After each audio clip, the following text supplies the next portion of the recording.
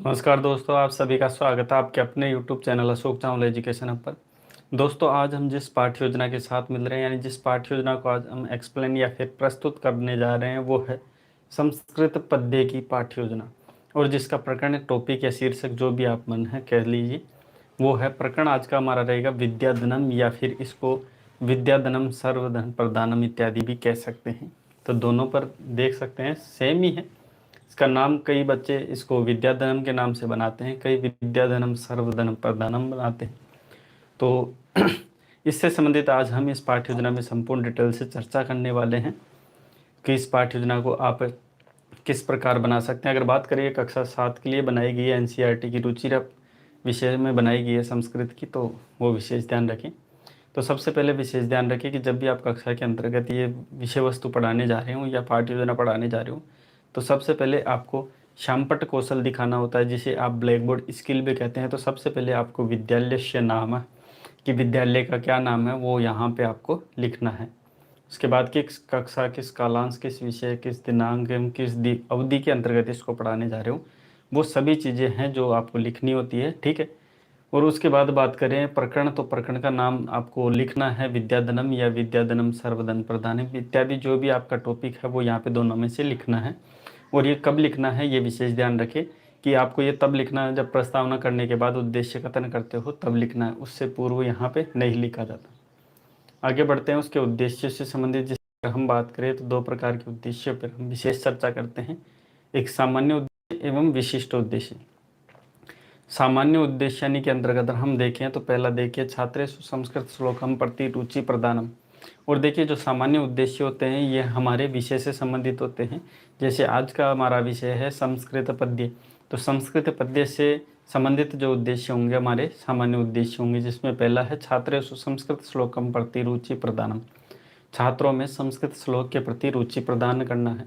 दूसरा देखिए छात्रेषु संस्कृत पद्यम प्रति रुचि प्रदान, छात्रों में संस्कृत पद्य के प्रति रुचि प्रदान करना है। तीसरा देखिए संस्कृत काव्य से सामान्य परिचय प्रदानम, कब संस्कृत काव्य के गए बच्चों में सामान्य परिचय प्रदान करना है, यानी संस्कृत का क्या, संस्कृत काव्य का क्या सामान्य परिचय है वो बच्चों को देना। छात्राणाम नवीन शब्दानाम ज्ञान प्रदानम, छात्रों में नवीन शब्दों का ज्ञान प्रदान करेंगे।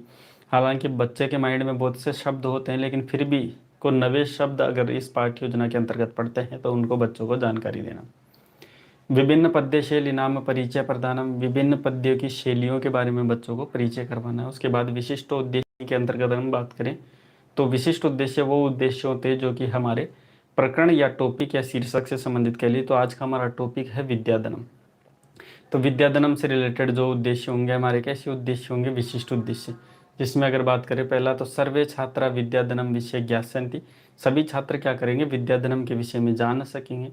छात्रा पाठ्य आगता नाम नवीन शब्दा नाम ज्ञास्यन्ति, बच्चे क्या करेंगे इस पाठ को पढ़ने यानी विद्याधन को पढ़ने के बाद इसमें जो नए नए शब्द आएंगे उसका ज्ञान बच्चा कर पाएगा।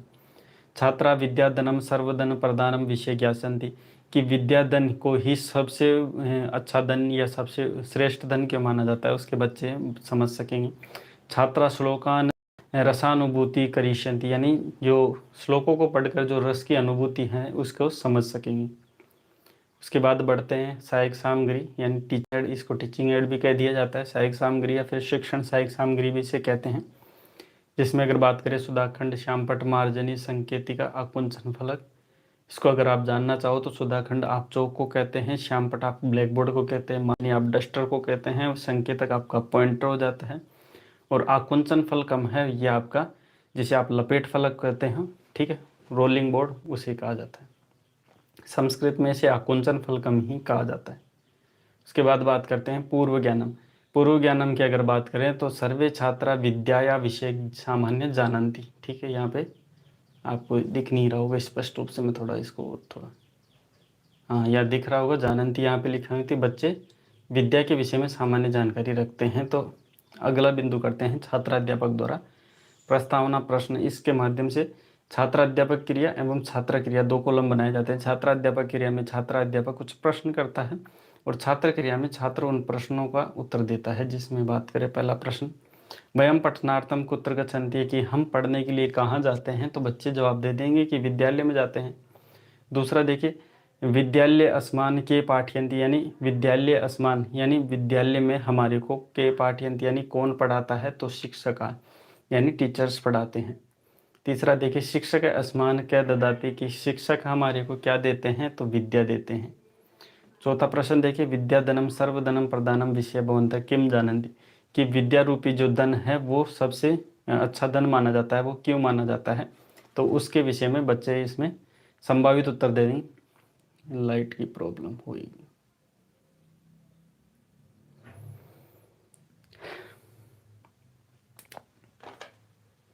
गेट को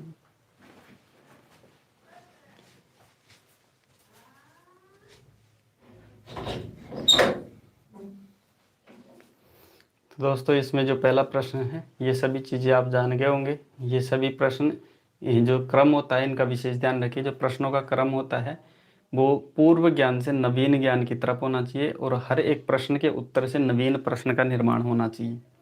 तो ये प्रस्तावना हो गई। उसके बाद देखिए, जब प्रस्तावना में बच्चा समस्यात्मक हो जाता है तो छात्राध्यापक द्वारा उद्देश्य कथन किया जाता है कि प्रियांश छात्र अद्य वयम विद्याधनम पाठ्यस्य विषय विस्तृतेन अध्ययनम करिष्यामः, कि आज हम विद्याधनम या फिर आपका जो भी अगला आप रखना चाहो, विद्याधनम सर्वधन प्रदानम इत्यादि विषय के बारे में विस्तार से चर्चा करेंगे। ऐसा कहते हैं। छात्राध्यापक क्या करता है, इसमें अपना टॉपिक का नाम बताता है। जैसे कि मैंने बताया था कि ब्लैक बोर्ड पर प्रकरण का नाम आपको बाद में लिखना है, वो अब लिखना होता है, ठीक है, उससे पहले नहीं लिखा जाता।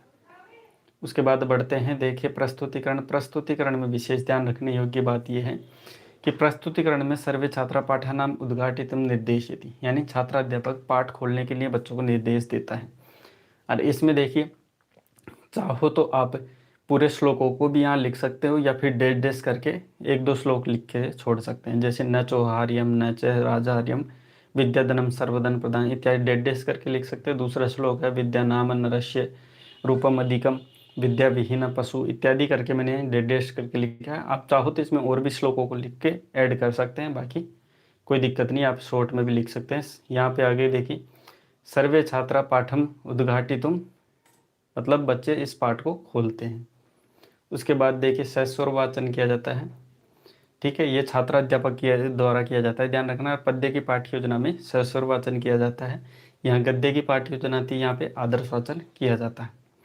तो ये आदर्श कैसा है, सस्वर वाचन है। इसमें क्या होता है, छात्राध्यापक जो श्लोक है उसको गीत गाते हुए, यानी उसका आदर्श वाचन कैसे करता है, सस्वर माध्यम से, और विशेष ध्यान रखता है उचित स्वर का, भाव अनुगुण का, कक्षोचित स्वर का, यति गति का इत्यादियों का ध्यान रखते हुए उस श्लोकों को पढ़ता है, गा के सुनाता है और बच्चे उसको ध्यानपूर्वक सुनते हैं। आगे देखिए, अनुवाचनम। इसमें क्या होता है कि इसमें छात्राध्यापक जो श्लोकों को पढ़ता है वैसे कि वैसे बच्चों से पढ़वाने के लिए कहता है और बच्चे उस श्लोकों को पढ़ते हैं, ठीक है। यहाँ पे कतिपय छात्रांश श्लोकन और बच्चे उस श्लोकों को पढ़ते हैं। आगे देखिए, अशुद्धि संशोधनम। अब छात्राध्यापक विषय वस्तु यानी जो भी श्लोक है उनको पढ़ने के बाद बच्चों को पढ़ने के लिए कहता है। बच्चे उसको पढ़ तो देते हैं लेकिन वो कहीं ना कहीं अशुद्धियाँ कर देते हैं, तो उन अशुद्धियों का संशोधन करने के लिए छात्राध्यापक द्वारा अशुद्धि संशोधन करवाया जाता है, और ये करवाया जाता है छात्रों के संयोग से। और छात्र उन अशुद्धियों को शुद्धिकरण रूप में अपनी उत्तर पुस्तिका में लिखते हैं, नोटबुक में लिखते हैं। काठिन्य निवारण की अगर बात करें तो छात्राध्यापक द्वारा विषय वस्तु पढ़ाई जाती है, श्लोक पढ़ाए जाते हैं, उनका बच्चा जब पढ़ता है तो कहीं ना कहीं शब्दों में कठिनता महसूस करता है, कई शब्द उसको कठिन लगते हैं, तो उन कठिन शब्दों का निवारण करने के लिए छात्राध्यापक काठिन्य निवारण करता है। कुल मिला के ये है कि उन कठिन शब्दों का अर्थ बताता है। जैसे यहाँ पे कुछ शब्द हैं और यहाँ पे उनके अर्थ बताए गए हैं, ठीक है। हालांकि आपको स्पष्ट रूप से दिख रहे हैं, कहीं पे कोई समस्या है नहीं, समस्या आती है तो आप मेरे को कमेंट माध्यम से पूछ सकते हैं या फिर आप व्हाट्सएप से भी संपर्क कर सकते हैं, ठीक है। पाठ्य योजना ज़्यादा लंबी नहीं है इसलिए मैं थोड़ा जल्दी चल रहा हूँ। उसके बाद देखिए, भाषा अनुवाद। इसमें छात्राध्यापक द्वारा भाषा का अनुवाद किया जाता है जिस भी विषय के अंदर, जैसे यहाँ पे संस्कृत से हिंदी ट्रांसलेट करके, ताकि बच्चे इजीली समझ सके। उसके बाद देखिए, सौंदर्य बोध्यात्मक प्रश्न यहाँ पे पूछे जाते हैं, यानी जो श्लोक पढ़ाए गए उस श्लोकों में से कुछ प्रश्न छात्राध्यापक बच्चों से करता है। जैसे पहला प्रश्न देख, कै पशु, कि पशु कौन है, तो विद्या विहीन पशु, की विद्या जिसके पास नहीं है वो पशु के समान है। दूसरा देखिए, का भोगकारी, की कौन है जो भोगकारी है, कि विद्या है। तीसरा देखिए, के पुरुषा न विभूषयन्ति, कौन से पुरुष हैं जो विभूषित नहीं होते हैं, तो बाजूबंद इत्यादि पहनने से पुरुष विभूषित नहीं होते हैं, यानी अच्छे नहीं लगते। का एका पुरुषा समलंग करोति, ठीक है, यानी ऐसा कौन सा पुरुष है जो कि समलंग करोति यानी अच्छे किस वजह से दिखते हैं, तो वो वाणी से दिखते हैं, ना कि आभूषण से। पांचवा देखिए कानी शीयंते, ठीक है, कानी शीयंते तो भूषण रानी, तो भूषणों से ही शीयंती है। छठा अगर प्रश्न देखिए तो कश्य धनम सर्वधनेषु प्रधानम अस्ति, कि कौन सा धन है जो सभी धनों में प्रधान माना जाता है, तो विद्या रूपी धन विद्या धनम। सातवां प्रश्न देखिए मूर्धजा इति शब्दस्य को अर्थ है, तो यहाँ पे मैंने शब्दार्थ में बता चुका है कि मूर्धजा का होता है चोटी। तो बच्चे सभी प्रश्नों का इजीली जवाब दे देंगे। उसके बाद पुनः सहस्वर वाचन करवाया जाता है। अब संपूर्ण विषय वस्तु समझाने के बाद छात्राध्यापक द्वारा एक बार सहस्वर वाचन करवाया जाता है, जिससे क्या होता है कि बच्चों की संपूर्ण विषय वस्तु भी समझ में आ जाती है और कक्षा का वातावरण क्या है कि ऐसे वातावरण क्या है कि काव्य में किया जाता है, गीत में किया जाता है। कक्षा का वातावरण काव्य में बनाने के लिए सहस्वर वाचन करवाया जाता है। अर्थ यहाँ पे छात्र अध्यापक और बच्चे सभी मिलकर सहस्वर वाचन करते हैं। उसके बाद देखिए अंतिम बिंदु पर हम बात करें गृह कार्यम, तो इसमें छात्राध्यापक द्वारा बच्चों को ऐसा प्रश्न दिया जाता है जिसमें बच्चा संपूर्ण विषय वस्तु का अच्छे से रिवीजन कर पाए और उस प्रश्न के माध्यम से अपनी जो भावाभिव्यक्ति है, अपने भावों की अभिव्यक्ति भी बच्चों के सामने, बच्चे अपने टीचर्स के सामने अच्छे से कर सकें। तो देखिए प्रश्न देखिए विद्याया अस्माकं जीवने किं महत्वमस्ति सर्वे छात्र लिखित्वा आनयतु, छात्राध्यापक बच्चों को कहता है कि विद्या का हमारे जीवन में क्या महत्व है, आप सब अपने अनुसार लिख करके लेके आएँ। तो दोस्तों ये थी पाठ्य योजना विद्याधनम या विद्याधनम सर्वधन प्रदान, जो कि संस्कृत पद्य की पाठ्य योजना थी, वो यहाँ होती है समाप्त। और इसकी PDF की लिंक आपको हमारे Telegram channel Ashok Chawla education पर उपलब्ध हो जाएगी, वहाँ से आप इसको डाउनलोड करके बना सकते हैं। अगर किसी बच्चे को कोई नई पाठ्य योजना चाहिए है तो ये हमारे व्हाट्सअप नंबर है, यहाँ पे आप विषय वस्तु भेज सकते हैं या फिर आप यूट्यूब पे भी कमेंट कर सकते हैं, जैसी आपकी इच्छा हो।